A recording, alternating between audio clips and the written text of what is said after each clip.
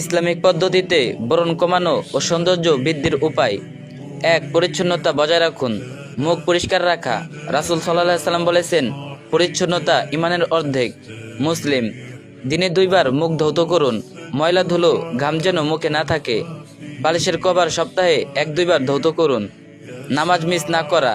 মেয়েদের ক্ষেত্রে মাসিক ছাড়া। নিয়মিত নামাজ শরীর মন উভয়ের জন্য বরকতময়। ওযু করুন, কারণ ওযুর বরকতে চেহারায় নূর বৃদ্ধি পায়। 2. হালাল খাদ্য গ্রহণ। ইসলাম যেসব খাদ্য উৎসাহিত করেছে: মধু, কালিজিরা, খেজুর, পানি, পর্যাপ্ত পরিমাণ দুধ। রাসূল সাল্লাল্লাহু আলাইহি সাল্লাম বলেছেন, কালো জিরায় প্রত্যেক রোগের জন্য শিফা আছে। বুখারী। খাবারের নিয়ম: অতিরিক্ত তেল, ভাজাপোড়া খাদ্য এড়িয়ে চলা। ফলে হরমোন ব্যালেন্স ঠিক থাকে না, ব্রণ কমে না। 3. হারাম ও ক্ষতিকর জিনিস থেকে দূরে থাকা। হারাম খাবার, হারাম রোজগার এগুলো দোয়ার কবুলিয়তে বাধা। দুশ্চিন্তা, গীবত, রাগ এগুলো নূর বা সৌন্দর্য কমিয়ে দেয়। সুন্দর মানুষ হচ্ছে গুনাহ থেকে দূরে থাকা মানুষ, এটাই ইসলামের সংজ্ঞা। 4. রাতে দোয়া। সৌন্দর্য, ত্বক, উজ্জ্বলতা এসবের জন্য দোয়া করা জায়েজ।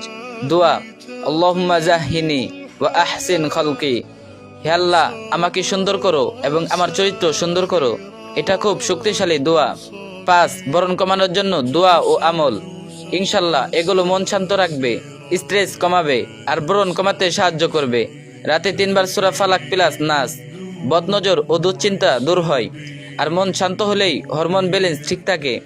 আয়াতুল কুরসি চিন্তা কমায়, স্কিন ঠিক থাকে। যে কোনো দোয়া: আল্লাহুম্মা ইন্নী আসআলুকা সিহহাতান ও জামালান। হে আল্লাহ, আমি আপনার কাছে স্বাস্থ্য ও সৌন্দর্য চাই। মুসাল্লামাতুল্লাহ শিয়াতা ফিহা। এটা নির্দিষ্টভাবে ব্রণ দূর করার হাদিসে নেই, কিন্তু দোয়া আল্লাহর কাছে যত চাও ততই বেশি, তাই পড়া জায়েজ, বরং সওয়াব।